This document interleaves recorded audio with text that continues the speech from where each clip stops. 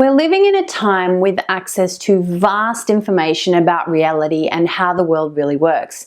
Yet many people cannot see this. The big question is why people sometimes seem a little bit stupid and unable to see what is right in front of them, even when it's right in front of them. No matter how many facts or bits of evidence you present, they just can't see or accept the objective truth. It's frustrating as heck. And there's a good reason for this, and today you're going to find out why. Hi, I'm Liz Watt. Welcome back to where free thinkers consider topics related to humanity, spirituality, reality, and individuality. If that's something you're interested in, make sure you subscribe. Today, I want to talk about cognitive dissonance, in particular, the increased occurrence of cognitive dissonance in the world right now, what cognitive dissonance is, the causes and examples, and how to deal with cognitive dissonance in both yourself and someone else. Let's get started. The world right now is polarized over so many issues, and cognitive dissonance is occurring a lot, which is why it's important to understand. So let me give you an example. There's one perspective that believes there are many external things in the world that threaten their welfare and existence. This could include threats of war from unseen enemies, biological threats and killer viruses, threats of losing your job, your home, your friends, your family, or your rights and freedoms if you don't do as you're directed by authority. Or they may also fear the threat of people who do not comply with these government mandates and regulations around certain things. So these people generally believe the government, authority, and media is looking after them, always tell the truth, and places restrictions and imposing laws on the people for the common good and their best interests. This is what they've been told their entire life and have no reason to believe otherwise. They've never been presented with any evidence to the contrary. Until now. So there's a second perspective that holds a completely opposing belief. So many of these people once believed the same as the first group until they were presented with new and conflicting information. Through personal experience and observation, critical thinking, logic and rationale, and even intuition, they looked at a whole heap of information and came to a view that the truth of the world was perhaps different to what they'd previously been told.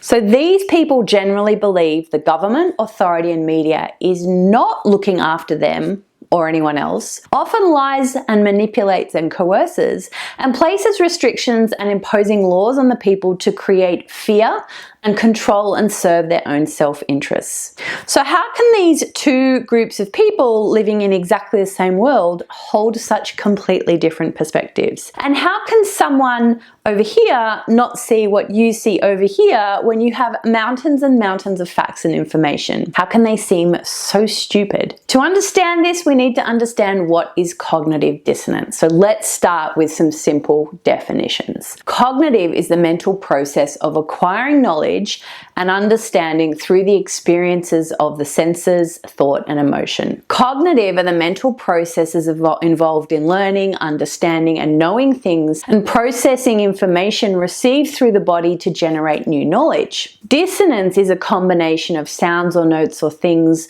or information that are not pleasant together and are kind of really jarring and uncomfortable. So when we bring them together, cognitive dissonance is the mental discomfort from holding two conflicting or contradicting beliefs, ideas, or values at the same time. It can also occur when a person's behaviors and actions and thoughts and beliefs do not align with one another. In a state of cognitive dissonance, people will do whatever it takes to relieve the discomfort and conflict. So what are the causes of cognitive dissonance? It can occur in a number of ways. Firstly, forced compliance, when someone is forced to do publicly what they don't want to do privately. Dissonance is created between their belief in that I did not want to do this and their behavior.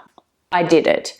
So when governments force or coerce someone to wear a mask, stay locked in their homes and away from people they love, and these people believe masks cause health problems and closeness and connection to other people is important to their good health, this creates a cognitive dissonance. They're believing one thing and they're being forced to do another. Another way it can occur is through new information. So learning new information can cause cognitive dissonance. For example, you may have believed your whole life the government and media media act in your best interests. However, you may discover their directions and laws to place restrictions on the population are not founded on any clear medical or lawful reasons, facts, or evidence. You discover many doctors, lawyers, and experts have been lobbying governments with very valid research and studies on the ineffectiveness of masks and lockdowns and evidence of potential cures that have been banned by governments. You also discover the government have refused to consider this information, and media has been censoring all these people who've been talking about it. So this creates massive cognitive dissonance in that what you've believed to be true your whole life may not be. There's a whole heap of new information. You do not want to consider the possibilities of why the government and media would do this and may not be acting in your best interests. Another way cognitive dissonance can occur is through decisions. So decisions create conflict in terms of pros and cons. So say you're asked to wear a mask or get a vaccine so that you can retain your job, travel, or engage in other experiences in society. However,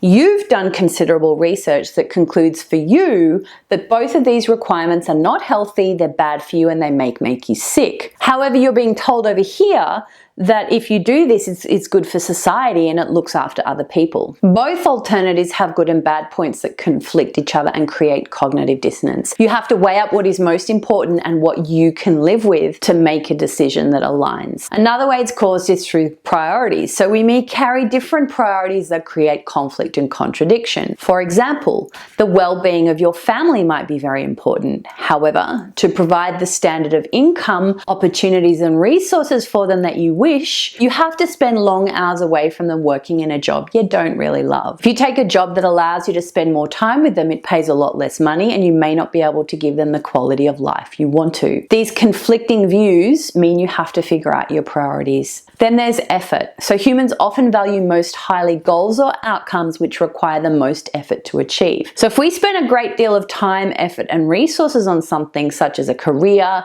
a relationship, a religion, or a lifetime of beliefs and behaviors, and it turned out badly, or we discover it's wrong, we experience cognitive dissonance. To avoid this, we'll emphasize only the positives and try to justify or convince ourselves it turned out well, it's right, and it was a good thing. The results of cognitive dissonance are not pleasant. The internal conflict of thoughts and beliefs expands into feelings of anxiety, embarrassment, guilt, shame, regret, sadness, or stress. The individual experiencing this may constantly try to rationalize their actions or choices. They may try to hide their actions or beliefs from others. They avoid conversations or debates about specific topics because it causes distress. Or they seek out information that supports their beliefs and their behaviors and their convictions. They'll avoid receiving or learning new information that goes against their existing beliefs. They'll ignore research, evidence, observation, personal experience, and facts that cause cognitive dissonance and conflict. For the person on the opposite end of this, it can be really frustrating. They find it impossible to have any kind of conversation or discussion with the person and may be met with arguments, aggression, defensiveness, name-calling, resistance, or a complete unwillingness to be open to a new or alternative perspective or information to just consider. These people may on the surface appear stupid or ignorant. It's not that people are stupid and they cannot hear or understand you. It is that they do not yet have the cognitive ability to accept this new perspective. Their brain just will not let them. Two major examples of cognitive dissonance are smoking and eating meat. In the case of smoking, a person knows it causes cancer.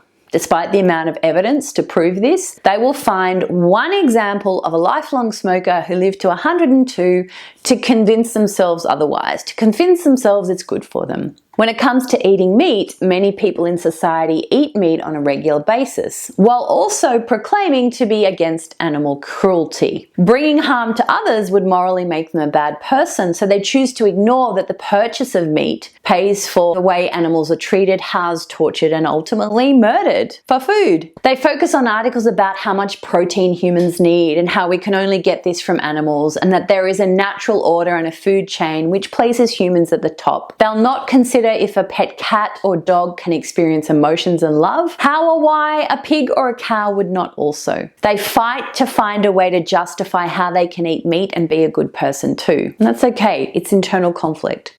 So many people are unaware of their cognitive dissonance and the effect it has on themselves or others. The only way it can be addressed is to first become conscious and aware of feelings of anxiety, embarrassment, guilt, shame, regret, sadness, or stress, and identify the cause in yourself as cognitive dissonance and a conflict. Only then can you begin to address it. So there are a number of ways to reduce cognitive dissonance in yourself, including firstly, rejecting or avoiding conflicting information. So this requires you to discard certain and devalue certain information from certain people or certain sources. One of this is ignoring information, people, or news sources that have a different perspective to you. While this relieves cognitive dissonance, it's a narrow approach that will keep you from discovering broader and alternative perspectives and possible truths about the world. You can persuade and justify. Individuals may convince themselves that no conflict exists. They'll seek out others who believe the same as them, and we'll all stay together, convincing ourselves that new information is wrong or condemn those who hold an alternative perspective. They do everything they can to eliminate an alternative that would negate their current reality. So for example, to consider that a government or the media may not be acting in your best interests and could be lying to you creates great cognitive dissonance in some members of society. It's far easier to band together and label anyone over there who thinks otherwise as crazy, a conspiracy theorist, rather than consider it on merit as just a possibility. We can reconcile the beliefs. Beliefs can be reconciled by adding new beliefs, changing existing beliefs, or changing existing behavior to align with another new belief. For example, you may be able to allow two conflicting beliefs to coexist. You might find a way to work that pays good money and takes you away from your family so you can save and get settled financially, and also focus on scheduling high quality time and activities with your family and committing to reduce your workload after a certain time or a certain amount of savings. You can change your beliefs by considering a range of new information and deciding that the media may not always be honest after all. Maybe they are sometimes, maybe they're not. And that the government does not always know what is best for them, and that wearing a mask actually feels really bad and stops them breathing, and it might not be that good after all. They have to weigh it up. In addition, some of their behaviors might have to change accordingly. So we can bring on new behaviors. A meat eater may decide to stop eating meat and forfeit that experience because of their love and care for animals. A person who believes masks or vaccines are bad for their health may choose not to engage in those behaviors and suffer the consequences of society's condemnation for their choice. And they can be okay with that. These approaches do not necessarily permanently resolve the conflict. They can just bury it for another day. Instead, at a time and in a way that works for you, it's important to acknowledge cognitive dissonance and choose to really look at the conflicts between beliefs or behavior and explore all perspectives through intellectual, experiential, and intuitive processes to find a real objective truth. When confronted by cognitive dissonance in others, it's important to accept that you cannot change or control another person. If they're not ready, willing, or open to seeing a different perspective, there is nothing you can do to change that. You cannot convince or cajole someone into seeing a different way, even if it has a mountain of evidence and truth to support it. This will only increase the dissonance and their feelings of anxiety, shame, or guilt, which does not help anyone. All you can do is let them know that you have a different view, and if and when they are interested already, you'll be happy to share. And if and when you are interested and ready, maybe they'll be happy to share. If someone tries to impose their view on you and you're not ready or willing to hear it, let them know politely and considerately that you may come back to them at a later time. Walk away if you have to, if you're getting conflict. Cognitive dissonance occurs in everyone to some degree at some point. In a current world of great polarity, it's occurring more and more. The importance is to recognize it in ourselves and others and do what we can to resolve and reconcile and allow both perspectives to exist, even if we do not agree, rather than fuel the fire of conflict. We each have the ability to contribute to creating our own reality and the collective reality of others. How you do it is up to you. The choice is yours. Now, for some individuals, the examples used in this episode might create some uneasiness, stress, frustration, and let's face it, cognitive dissonance. If that's the case, consider what is being triggered in you and which beliefs and behaviors are impacted and why. Acknowledge that it may be cognitive dissonance, and the way forward is to consider as much information and as many perspectives as possible to try to find that objective truth when the time is right for you. If you have any questions or thoughts about cognitive dissonance, please let me know at lizwatt.com/askliz. If you want to know more, then make sure you hit the subscribe button, because I have a ton of content to share with you about integrating work, life, and spirituality. While you wait for the next episode, make sure you check out some of my other work here or at lizwatt.com. That's it for today. I hope you found it helpful. Have a great day, and I will see you next time.